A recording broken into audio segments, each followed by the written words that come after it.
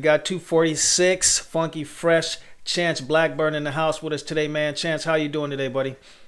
Good, man. How are you? I'm good, man. I'm good. Everything is good, man. No complaints on my end, dude, for sure. So let's get this interview rolling, man. Chance, man, how long you been pro? Uh, this is my fourth or fifth season of Supercross, but I started outdoors in 20, what was it? 2017. So, 2017. yeah, first year Supercross was 2018. Okay. And how was your amateur career coming through the ranks? Nothing special really. Like I went to Loretta's 3 times, and we'd go do the spring nationals in Texas every year and Mm-hmm. world minis and stuff like that. But I was never really a top guy, maybe Mm-hmm. around 10th or so kind of a thing. But I Okay. did I did quite a bit of amateur nationals. Okay. And where you from? I'm originally from Rochester, Washington. It's over by Olympia, Mm-hmm. but I've lived in Spokane for the last 10 years. Okay, okay. Yeah. Now, once you turn pro, and I know every rider has their injuries, even as an amateur, even as pros.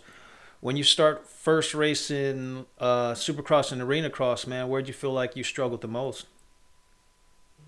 Uh Arena cross was pretty tough, but it was kind of one of those things, like the tracks were small and they were all pretty similar. So once you got the hang of it, it just kind of started clicking. But I probably struggled with Supercross a bit more right at first. And But every why do you figure you struggled at Supercross more? man, I don't really know. Just gnarlier tracks. Everything's elevated quite a bit. Mm-hmm. The whoops seem to be getting gnarlier every year. But Mm-hmm. yeah, there was a kind of an easier flow of arena cross, I guess. Okay. You feel like privateers out there as a sport is making good money, or you feel like what if you were to change something as a privateer man in the sport of racing, what would that change be? Yeah, first of all, yeah, no, we don't get paid very good, but I would say that it'd be cool if we didn't have to pay for entries, Yeah, and then yeah, $50 a COVID test. Last yeah. year they were 75, so they got a little nice this year. Okay, okay. Yeah. um, what else? So like, what do you figure like? Will you struggle like because as a privateer, um, it's hard getting back and forth to the races. It's just hard making races happen. Like, where do you feel like you struggled off the track the most? Well, this year it was pretty easy because West Coast, it's just kind of like, no more than a day drive. So you just, 6 hours or something and then you're back home. Mm-hmm. But last year I was doing West Coast, but it was all on the East. So that was really rough. And I Mm-hmm. had a van trailer and my mechanic and I would just crash in the van and, travel all around. But it probably the eating and Mm-hmm. the cost of everything is probably the worst part. You're Okay. just eating all the time, and yeah, Who are you riding for somebody this year? yeah. This Okay. year, at Oakland at the second round, I got a fill-in ride for AJE. So I actually I hopped on their bike Saturday at the race for the first time and Oh, wow. ran their suspension and everything too, because mine was pretty soft at the time. Because I only had I was getting Yamahas in previous years from this bike shop back home, but Mm-hmm. of course, COVID messed everything up. So I went and bought a KTM because I was on that for a few years, Mm-hmm. and I really liked them. But my motor took a few weeks longer than expected, so I didn't Okay. get down to like the beginning of December. Mm-hmm. And on my way down, like my truck broke down for 5 days in Oregon, so I got 10 days on the bike before A1. With so Mm. it wasn't a very ideal year for prep and stuff like that. But yeah, so I've been riding my KTM during the week and then hopping on the gas for the races because they didn't have a practice bike. So Oh, wow, wow. How yeah, do you feel like that transition has been going back and forth for you? Do you feel like it's working out for you, or is it hard to kind of get used to? I know the bikes are fairly similar, but maybe your bike is set up different compared to the gas. I mean, how are you balancing the two? yeah, I've always just kind of rode whatever. Like I'll Mm-hmm. hop on and ride with stock bars and stuff like that. But I don't know. It was definitely tough the first round because I just hopped on their suspension But Mm-hmm. after that, I started taking mine back and forth, and Mm-hmm. every week I got more and more comfortable on it. But Okay. yeah, it was, different motor, clutch, and just little stuff that made a bit of a difference. But yeah, just I'm gonna go home and work and save up some money and Mm-hmm. try to get hooked up with a bike shop back home that could help me out with a practice bike or something for next year, because it's tough when you're out of a bike for over a month or seven Yeah. weeks or something. So Now you said you're a fill-in rider for AGE. How long are you filling in for it? I mean, how many rides are you going to do with these guys? the rest of West Coast is Okay. is the so Okay. yeah, second round throughout. Okay. Are you gonna hop back on your KTM for the outdoors? Are you planning on racing outdoors? Um, yeah, I'm trying to get a 450 from a bike shop back home, because my mom actually like bought my race bike for me this year because she just Mm. sold the house, so Okay. I owe her that. So I gotta. I'm after West Coast is done. I'm gonna just sell that KTM so Mm-hmm. I can just get my money back for it while it's still fresh enough, and then I'm gonna try to get a 450 for outdoors and hit at Mm-hmm. least like Washoe and Thunder Valley. Okay. So How? I mostly race back home during the summer because there's Mm. a bunch of really good money races and stuff and fairground races. So I Okay. usually hit those, and try to Mm. save up what I spent. Yeah, yeah, yeah. You got to replace that, man. I know riding is Yeah. hell of expensive, dude. Especially if, on your caliber, man, where you got to do it every often, to be able to put yourself in that next race. Now, is AJE they're totally taking care of your whole program, or you still got to put money into it? It's pretty much just the race bike right now. Okay. So, yeah, I still have to take care of everything. So Hmm. I showing up and having everything taken care of though. Yeah, That's been really yeah. cool. That's good. That's good, man. So how you doing so far this year with the West Coast rounds, man? How you been making out?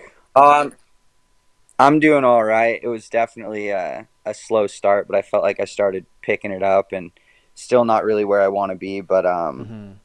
yeah, just what can you do when you're a bit underprepared? Like I gotta save up some money and come in next year and get a solid boot camp. That's why I want two bikes. Hmm. Not action at all. Do you train? Do you put yourself in a program before you train for Supercross? You head over to any of the training facilities, or you kind of just got your own regiment going before you actually start racing Supercross? Well, last year I went to Club MX.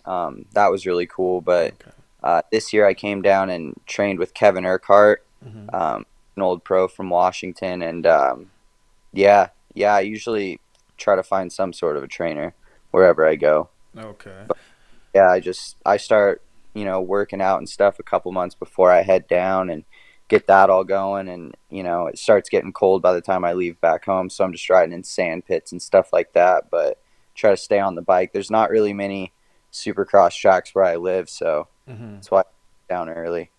Okay. I know your pops, man. He was in your corner for pretty much the whole time you've been riding. Um, Rest in peace. I know he passed away. Like I said, my respects, my love, and condolences go out to your family. But when this incident took place, I know it had to be like a major setback for you. Did you ever come to a point in time where because he's been in your corner for so long, did you want to pull out of racing, or did you want to kind of keep the fire lit and going, just to keep it going for yourself and for him? Yeah, thank you. But yeah, my dad passed away my first year of Supercross at the third round. He was leaving a bar from where he was watching the race. He had a little job in Oklahoma City, but yeah, that next day after A3 or A2, I found out, and we kind of pieced everything together. So after that, I didn't know what to do for a couple weeks. I had thoughts of, oh, I'm probably done and this and that, and then once I got my bikes back, my mechanic, Chris, he had brought my bikes back from Southern California like 2 weeks later, Hmm. and I rode literally like at least 6 days a week, just because it was like all I could do. Because that I was pretty lit up and Hmm. ready to go, but at the same time going through a lot of crap. So I didn't race until, well, I think I did one little local race after like a month, because I was just back home in Washington, pulled out of Supercross. Mm-hmm. And then Seattle came, and I hadn't rode my race bike like since then. So Seattle came, almost 2 months later, Mm-hmm. and I signed up Friday night because it was raining a bunch, and all I'd been doing was riding in the mud back home. Okay. And I made like my first and only main that night, so that was a pretty big deal for me. Mm-hmm. And yeah, there's been there's been a lot of times where I've wanted to quit. It definitely gets tough, and growing up with somebody right in your ear, they kind of make, your dad, like a moto dad, is good because he always makes you believe in yourself more than you do. Yeah. So that part was kind of tough, and I've went back and forth a lot, but that was just part of going through it, and I've realized, that I'm in it to stay for as long as I can. Yeah, yeah, that's what's up, man. Glad you're still going out there and you're still pushing yourself and trying to achieve your goals, man. Just keep looking forward, man. I wish you all the best success, nothing but success for you, and your near future and your future in general. But Thank you. not a problem, anytime, man. So how'd you get the number 246? Why 246? So my first national I ever did when I was like 6 years old, we went to World Minis. So they just gave me a 3-digit number. I was number 3 before that. Oh, This okay. race, and I was like, I'll just keep this one. Right on, right on. And how'd you get the name Funky Fresh, man? I know you got a couple Chancey B. You got Funky Fresh. How I can see Chancey B, but where'd Funky Fresh come from? When Instagram was coming out, I think that was about the time Hot Rod came out. The Mm, movie. yes. So I really liked that movie, and he says "Funky Fresh" on it, and I Yeah. loved it. So Oh, I that's kept that. I was like 15. right on. That's what's up, Yeah. man. Dude, well, it's a wrap, man. This interview is short and sweet, man. I don't have too many questions for you, man. Just quick 10 minutes. Um, is there anybody you want to plug? Any shout outs you want to give before we wrap this thing up? Yeah, big thanks to AJE this year. My mom, Fusion Graphics, Duvall. Yeah, everybody back home that's been helping me out. Thank you. Right on, man. Well, I appreciate your time, Chance. Thank you, man.